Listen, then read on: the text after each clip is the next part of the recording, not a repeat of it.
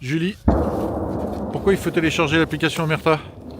Parce qu'on est ici à montrer ce qui se passe vraiment, différemment des autres, ou des plateaux télé. Nous on est là, on va dire, on a du risque à prendre pour vous. Donc téléchargez l'application et allez voir ce qu'il y a dans la boîte.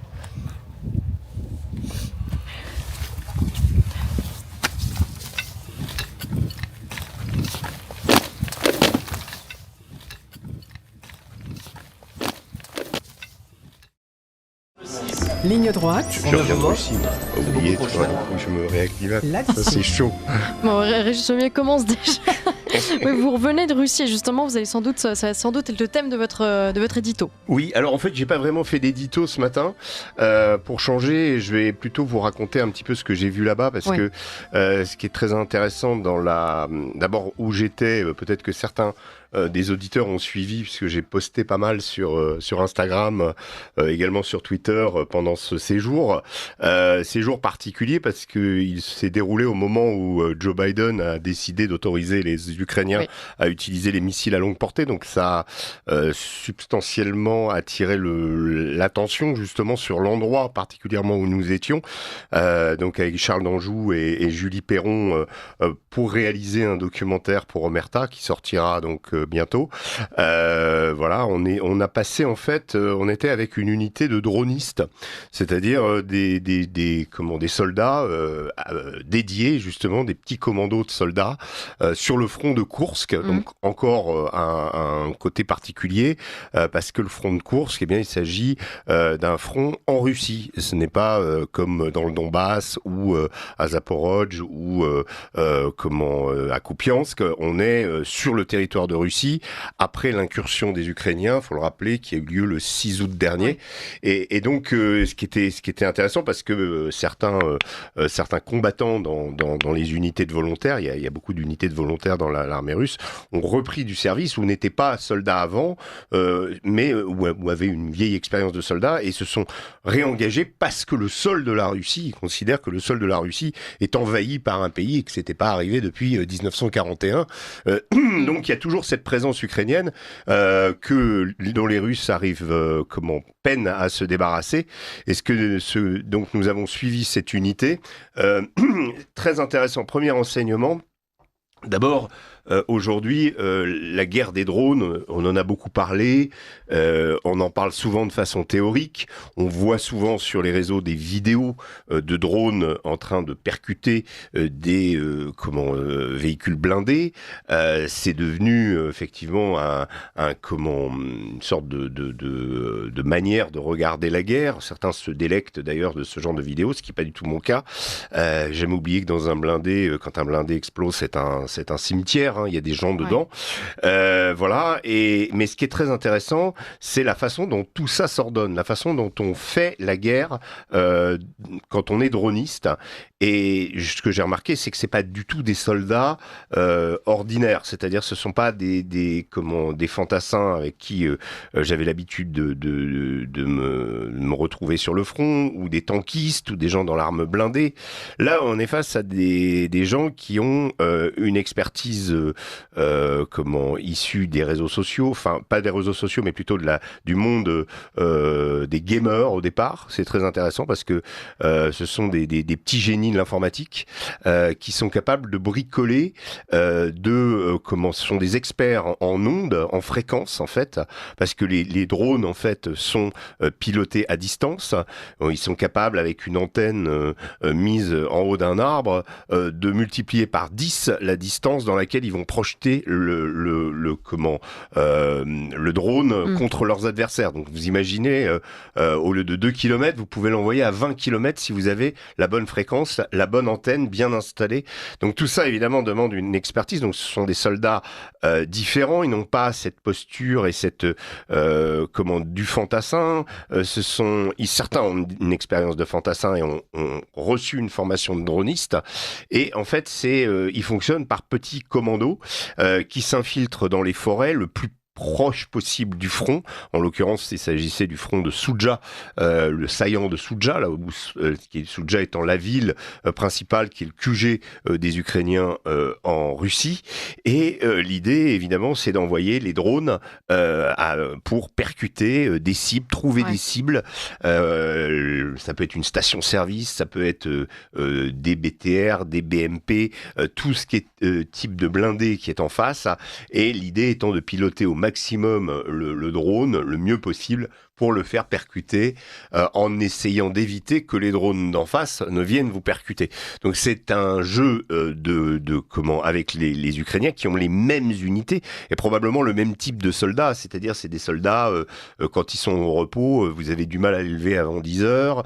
Ils ont plus un profil post-ado, on va dire. Ils bouffent des pizzas, ils prennent du Red Bull le matin. Enfin voilà, on est vraiment avec on n'est pas du tout avec le type de fantassin habituel d'homme de troupe. On est avec en gros ces jeunes. Et ce qui est très intéressant, et je vais terminer là-dessus, et je vous laisserai poser des questions, c'est que en fait les drones aujourd'hui sont devenus centraux. C'est-à-dire que moi je me souviens d'avoir vu d'autres unités de dronistes, mais plutôt des unités qui étaient attachées à d'autres unités qui étaient soit de fantassins, soit d'artillerie. Donc quelque chose d'annexe, très important pour la surveillance. Là aujourd'hui, le drone est devenu central. C'est lui, un des dronistes me disait, je tue plus avec un drone qu'avec un obusier. C'est-à-dire que le drone travaille évidemment avec l'artillerie, les deux travaillent de conserve, mais aujourd'hui, par exemple, vous n'avez plus besoin de sniper. Pourquoi utiliser un sniper pour aller tuer un type alors qu'avec un drone, on peut en éliminer plusieurs pour un coût relativement modeste, puisque un drone FPV, c'est-à-dire les drones kamikazes, ça coûte pas très cher. On y attache une roquette RPG, même du thermobarique. Enfin bref, on peut des grenades, tout type de munitions, et on peut le projeter donc et éliminer l'adversaire comme ça. Donc la question aussi de la reconnaissance. Alors, elle est toujours importante parce que l'info humaine ne remplace pas. Mais si vous voulez, avec un drone, en envoyant un drone, vous voyez les concentrations de troupes. Vous arrivez à faire ce que vous aviez besoin d'une reconnaissance avant pour voir qui y avait. Là, maintenant, vous n'avez plus besoin de ça. Et puis surtout, avec cette létalité, on va dire, du drone, le char, par exemple, qui autrefois était le souverain du champ de bataille, a perdu cette place. Il est bien souvent calfeutré dans les bois. Il sert plus d'artillerie que comme élément mobile comme il était avant. Il n'est plus du tout le souverain du champ de bataille. Et c'est un blindé traqué par les drones, harcelé par les drones, qui est obligé d'installer des tourelles au-dessus du char pour pouvoir justement se protéger de cette menace. Et donc cette menace, elle change beaucoup de choses sur le champ de bataille. Et elle fait aussi que, vous savez, on dit depuis 2 ans, les Russes progressent, mais c'est pas décisif, ils progressent, ils grignotent, ils prennent un village, ils prennent un champ, etc. Pourquoi ? Tout simplement parce que une des explications, c'est que les drones ne permettent pas la concentration de troupes et de blindés. Si vous voulez lancer une offensive, il faut que vous concentriez vos troupes et vos blindés à un endroit. Or, les drones les repèrent immédiatement, ils ont des capteurs calorifiques, thermiques, et donc ils vont détecter tout de suite. Et quand les Ukrainiens ont été très forts, quand les Ukrainiens ont lancé leur offensive à Koursk le 6 août dernier, ils s'étaient camouflés dans les forêts environnantes, mais les soldats étaient venus en voiture civile, certains n'avaient pas leurs uniformes, de façon justement à essayer d'éviter, et les Russes ont été pris au piège, parce que à cet endroit, il y avait, dans l'oblast de Koursk, et sur cette frontière particulièrement, on n'était pas dans une zone de guerre. Donc on était dans une zone sous administration des gardes frontières, du FSB, mais pas de l'armée. Donc si vous voulez, il n'y avait pas tous ces moyens pour observer, et donc l'Ukraine a pu amasser des troupes et, le moment voulu, déclencher son offensive. Donc ça, c'est difficile à faire aujourd'hui. Donc ça veut dire, ça explique en partie pourquoi les mouvements de troupes sont lents. Il y a assez peu de percées spectaculaires, où tout à coup, une des deux armées va prendre plusieurs centaines de kilomètres à la journée. Ça, c'est très difficile parce que l'intervention des drones, et comme je vous disais par rapport à, même au début du conflit, aujourd'hui, le drone a pris une place absolument centrale dans toute, dans toute configuration. Je vous donne juste un exemple pour terminer. L'équipe de dronistes avec qui on était avait comme mission sur la ville de Soudja, justement de maintenir les troupes ukrainiennes dans la ville de Soudja, c'est-à-dire de les frapper pour pouvoir les empêcher de descendre plus au sud, parce qu'au plus au sud, les Russes étaient en train de progresser. Donc les drones servent à maintenir, à fixer des troupes. Donc une petite équipe de dronistes peut permettre justement à une armée de progresser à un autre endroit. Vous voyez, le côté vraiment indispensable aujourd'hui, fondamental, central, de jeunes je dirais avec une expérience, de geek, qui aujourd'hui sont véritablement aux commandes de la guerre. C'est un peu, c'est un peu Star Wars quand même, parce qu'on a l'impression qu'on va vers des guerres uniquement de drones maintenant. Alors on n'y est pas bien sûr encore, hein, mais vers cette modernisation de la guerre, est-ce qu'un jour on arrivera vraiment à une confrontation seulement de... Oui, alors pour tempérer ce que j'ai dit, comment on n'est pas encore complètement avec, par exemple, il y a un vrai problème au niveau des batteries, quand la batterie peut, notamment dans la phase finale où le drone va percuter sa cible, la batterie a tendance à se vider très très vite, ce qui fait que le drone peut tomber. Pareil sur la question des fréquences. Les Ukrainiens en face peuvent trouver la fréquence, la brouiller, et à ce moment-là, le drone est perdu. Oui, il y a encore quelques limites. Il y a des limites comme ça. Il y a des limites aussi avec la météo. Quand la météo est mauvaise, l'arme blindée reprend son avantage, son côté on va pouvoir plus utiliser les blindés. Mais quand il fait beau, dès qu'il fait beau, c'est le drone qui redevient maître. Donc, si vous voulez, il y a ces impondérables, mais progressivement, on arrive à faire voler des drones par mauvais temps, jusqu'à un certain point, je vous dis, quand grande tempête de neige, on ne peut pas. S'il pleut trop, on ne peut pas, mais avec un petit crachin, on peut. Les drones d'observation, notamment, sont ceux qui seront, on va dire, peut-être les plus résistants. Et il reste aussi la parade. C'est-à-dire, ce qui est très intéressant dans cette guerre, c'est ce mélange de bricolage, où on met, je vous dis, une tête de roquette sur un drone, on le fait voler, on le fait percuter. Ça, c'est vraiment de l'amateurisme. C'est vraiment, on essaie de trouver le poids idéal aussi, pour que la munition ne soit pas trop lourde, et que le drone puisse l'embarquer et percuter avec. Et aussi, comment se prémunir contre les drones. Alors ça, il n'y a pas 36 solutions. Soit on a un 4x4 qui est capable de dépasser les 120 km/h, parce qu'avec une charge, le drone n'ira pas au-delà de 120. Donc sur une route toute droite, comme il y en a pas mal en Ukraine, il y a une possibilité de semer le drone. L'autre méthode un peu archaïque, c'est de freiner. Mais dans ce cas-là, on abandonne le véhicule et il est percuté par le drone. C'est-à-dire qu'on se précipite à l'extérieur. Mais la meilleure solution, et là c'est là où l'archaïsme revient, c'est le fusil du grand-père avec la chevrotine, et on tire sur le drone à l'arrière, pas avec un fusil de précision parce qu'on a toutes les chances de le louper, mais avec un fusil justement qui permet de diffuser, la chevrotine étant la munition idéale pour se débarrasser d'un drone qui vous suit. Voilà. Merci pour l'astuce. Voilà. Liselotte Dutreuil. Face à cet essor du drone dans la guerre, l'armée ukrainienne commence à s'adapter. Est-ce qu'ils revoient leur façon de faire, de riposter? Est-ce qu'ils arrivent à s'adapter? Les Ukrainiens, c'est même eux qui ont longtemps été leaders. Les Russes, c'est les Russes qui ont rééquilibré, mais au niveau des drones, c'est les Ukrainiens les plus forts. Et justement, les drones leur permettent de conserver un certain équilibre dans le combat qu'ils avaient perdu, par exemple, au niveau de l'artillerie. Le rapport feu en Ukraine sur le front, c'est 2 obus tirés côté ukrainien contre 8 obus tirés côté russe, parfois 1 contre 9. Voilà ce qu'on appelle le rap-feu. Donc c'est vrai qu'en termes d'artillerie, les Russes restent de façon écrasante supérieure aux Ukrainiens, et ce qui permet aux Ukrainiens de lutter et de maintenir leur front, justement, c'est l'usage des drones. Ils ont été très très ingénieux, ils avaient vraiment une longueur d'avance. Il y a 3 grosses unités de dronistes chez les Ukrainiens, notamment les oiseaux de Meidar, qui est un groupement très très efficace, qui a financé par un oligarque ukrainien, qui qui a trouvé beaucoup de sponsors, beaucoup d'argent, et qui a justement, pareil, réussi à mettre en place ces équipes de jeunes dronistes avec des systèmes extrêmement ingénieux, très poussés, notamment dans la protection de certaines villes, ou de façon à essayer de placer un écran pour empêcher les drones russes de passer, c'est-à-dire de brouiller complètement toute une zone, ce qui reste encore aussi difficile à faire.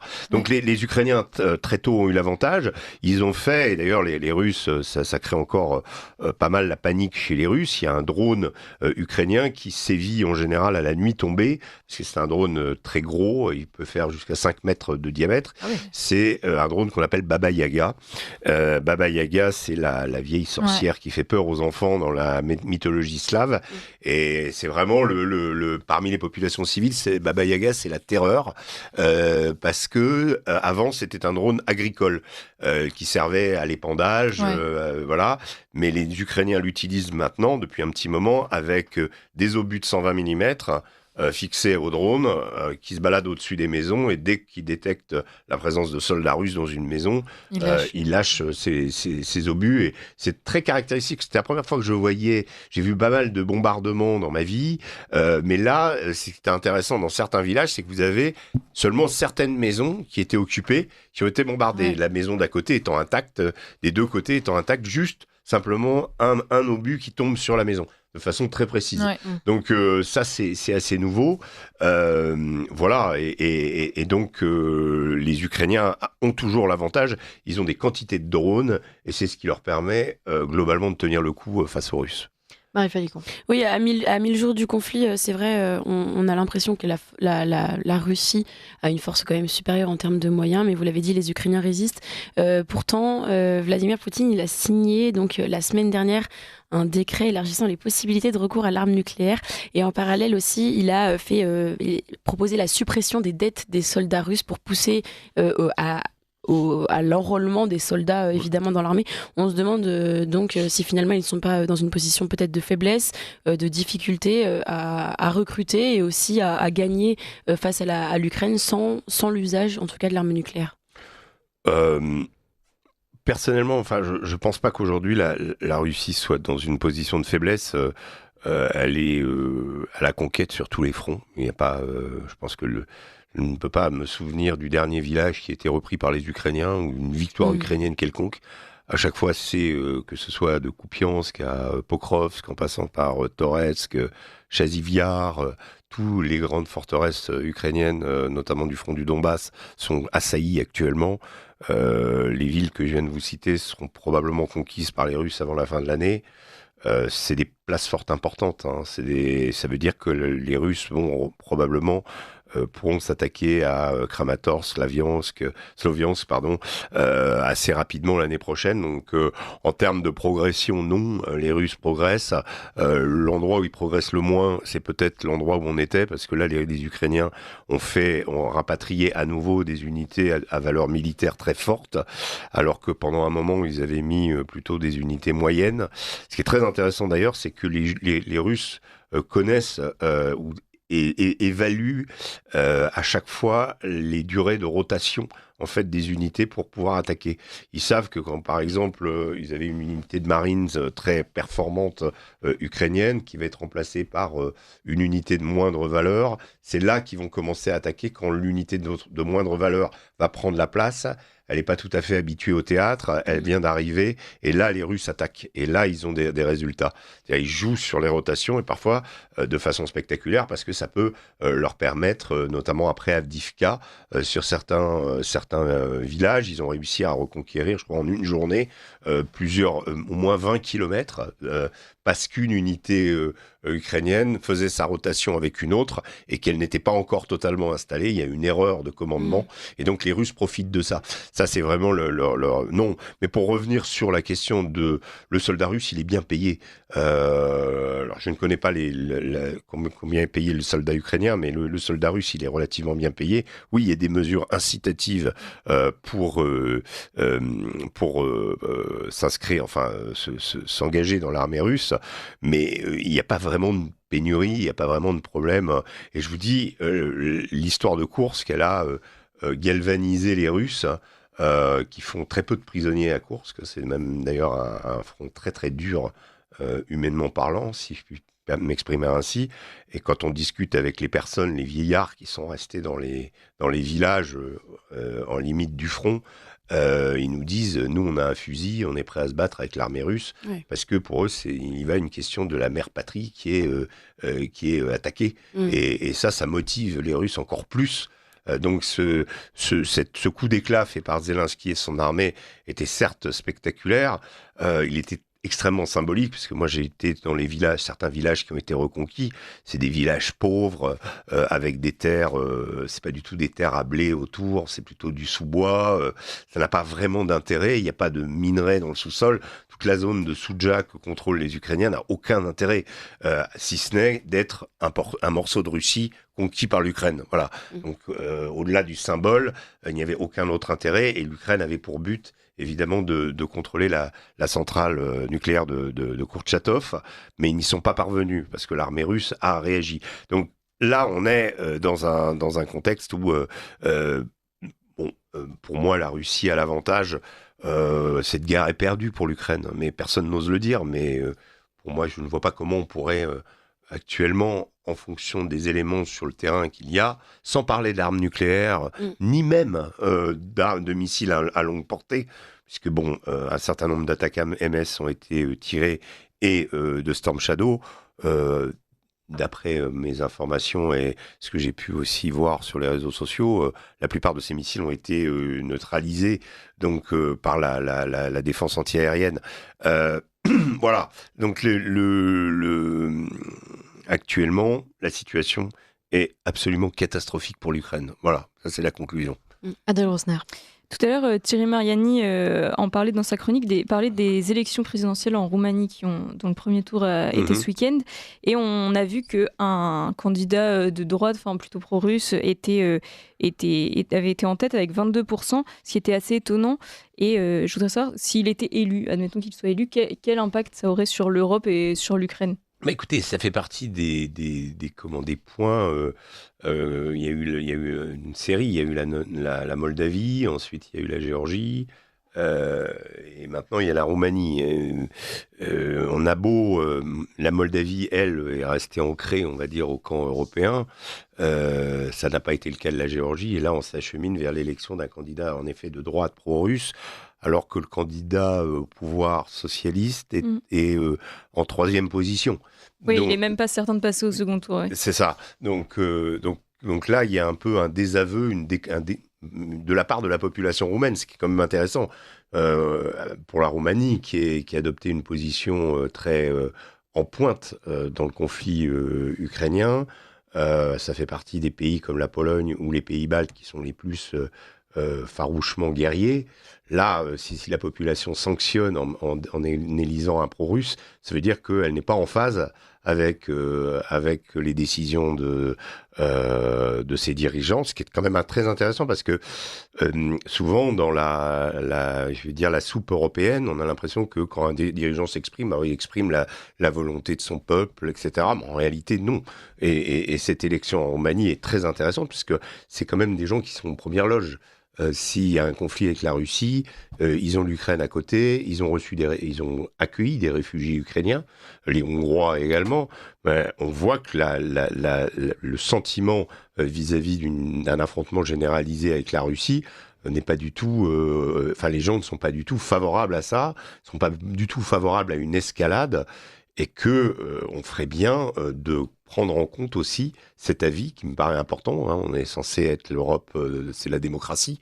Donc là, c'est les gens qui parlent, et visiblement, ils parlent de façon différente de Madame Ursula von der Leyen et de Monsieur Macron, qui continuent à pousser pour que la Russie ne gagne pas cette guerre. Enfin, c'est toujours une formulation, mais une formulation qui met à risque et qui fait peur aux gens, je crois.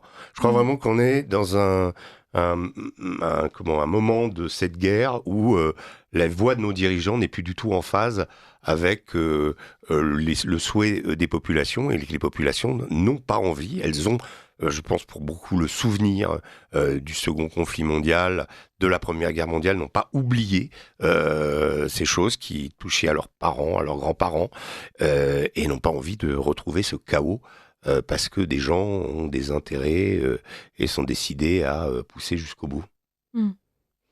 La France, d'une certaine manière, s'apprête à prendre la voie de la belligérance. On voit de plus en plus, vous venez de le dire, le fait de pousser, le côté jusque-boutiste en tout cas dans cette guerre, avec justement des lignes rouges face à la Russie. Oui. Récemment, c'était Bernard Kouchner, donc ancien ministre de l'Europe et des Affaires étrangères, qui, invité sur LCI au micro de Darius Rochebin, a expliqué que lui, il était pour l'envoi de troupes françaises au sol en Ukraine et donc face à la Russie. Je vais le citer, il a dit « C'est pas facile de déclencher la guerre pour son propre pays, ça veut dire que ça va coûter des sacrifices, mais il pense qu'ils sont justifiés. » Est-ce que pour vous, effectivement, aujourd'hui, la France s'apprête à envoyer des... Enfin, vous pensez qu'on est dans ce moment critique, justement, où la France pourrait prendre part directement au conflit et envoyer des jeunes Français, des troupes françaises sur le sol ukrainien? Alors, il y a plusieurs éléments. D'abord, pour répondre à Monsieur Kouchner, qu'il y aille, lui. Enfin, je veux dire, moi j'entends beaucoup comme ça de belliqueux quand on est père de famille. On pense à ses enfants. Est-ce qu'on a vraiment envie que nos enfants aillent se battre en Ukraine contre les Russes? Les Russes qui, et ça c'est ma deuxième réponse, sont en guerre depuis 2 ans et demi. Je vous expliquer qu'aujourd'hui ils ont fait évoluer cette guerre avec les Ukrainiens en face, puisque ces deux armées ont des similitudes et elles s'affrontent en mettant en avant effectivement les drones, en acquérant une expérience justement de ce binôme du drone-artillerie absolument exceptionnel et unique. À part l'armée russe et l'armée ukrainienne, personne au monde n'a une expérience de guerre de haute intensité faisant usage des drones, alors qu'en France, on n'a même pas encore de drone. On est en voie d'obtention d'un drone pour notre armée.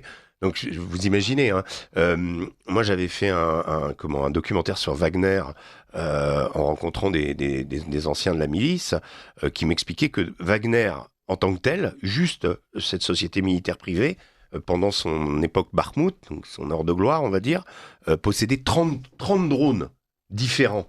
C'est-à-dire, elle avait mis au point, alors des choses un peu parfois de bricolage, mais aussi des choses très élaborées en piquant des technologies aux drones d'en face. Donc, une milice, 30 drones, et l'armée française, on est encore à l'élaboration de son premier. Donc, l'expérience de combat, elle est absolument énorme. Ensuite, il y a la question de la qualité des hommes. Je ne mets absolument pas en cause la qualité de l'armée française. Je l'ai vu à l'œuvre en Afrique. J'ai fait plusieurs missions sur Barkhane, sur Takuba, au Niger, Mali, Burkina. Effectivement, l'armée française est très opérationnelle dans ce type de guerre-là, c'est-à-dire des guerres de basse intensité, des guérillas où finalement la démarche des unités s'apparente à la chasse aux djihadistes. C'est certes une menace, il s'agit de mettre en mouvement des unités de djihadistes à moto, de façon à ensuite pouvoir soit les traiter, les affronter, soit appeler la chasse à Niamey pour pouvoir les bombarder. Voilà. Si vous voulez, pendant des années, on a fait ça. Au Sahel, on a lutté contre Daesh, l'opération Chamal. On a été partie prenante de certaines guerres, mais c'était toujours le même type de guerre. Là, on est face à de la guerre de haute intensité. J'avais décrit cette guerre comme Verdun avec les drones. Donc, la vraie question, c'est que les Russes, eux, ont cette expérience de 2 ans et demi. Ils ont aussi une constitution qui fait que leurs soldats sont extrêmement résistants. Ce qui ne dit pas que la Russie peut pas faire des erreurs. Elle en a commis beaucoup pendant ce conflit.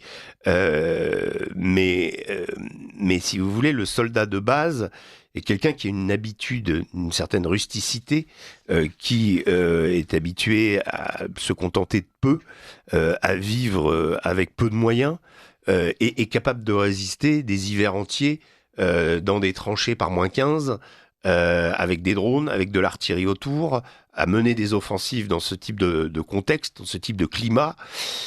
Malheureusement, je ne crois pas que l'armée française et cette expérience. Certaines unités, oui, des unités d'élite, mais la véritable enseignement de cette guerre, c'est que les unités d'élite, en fait, que ce soit côté russe ou côté ukrainien, elles ont été utilisées comme des fantassins. Si vous voulez, cette guerre-là, c'est un peu la fin de la sacro-sainte supériorité des forces spéciales. Parce que on n'a pas besoin de forces spéciales, en fait, dans cette guerre. Il faut des gens pour tenir les tranchées. Et le vrai enseignement que j'ai envie de, si Monsieur Barrot nous écoute, c'est est-ce qu'on a les moyens d'envoyer des gens pour tenir des tranchées ? Pour tenir des tranchées, il faut des gens rudes, il faut des gens qui soient âpres et qui soient capables de se prendre de l'artillerie. Combien on peut prendre au maximum 30 ou 40 000 hommes on peut déployer ? C'est certainement pas suffisant.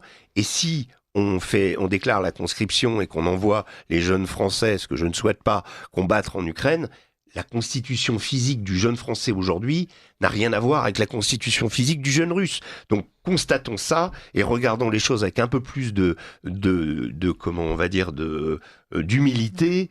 Il faut trouver une solution, il faut négocier. Donald Trump a été élu aux États-Unis. Prenons cet enseignement, comprenons que les États-Unis, eux, après avoir été enquistés pendant des guerres sans fin en Afghanistan et en Irak, n'ont pas envie de continuer ces conflits-là, que la Russie ne va pas être vaincue. Regardons les choses en face et avançons. Voilà. Merci beaucoup Régis Le Sommier pour ce point sur le conflit russo-ukrainien. On en parlera encore certainement la semaine prochaine parce qu'on parlait d'escalade et de bien d'autres choses qui pourraient se produire dans les prochaines semaines.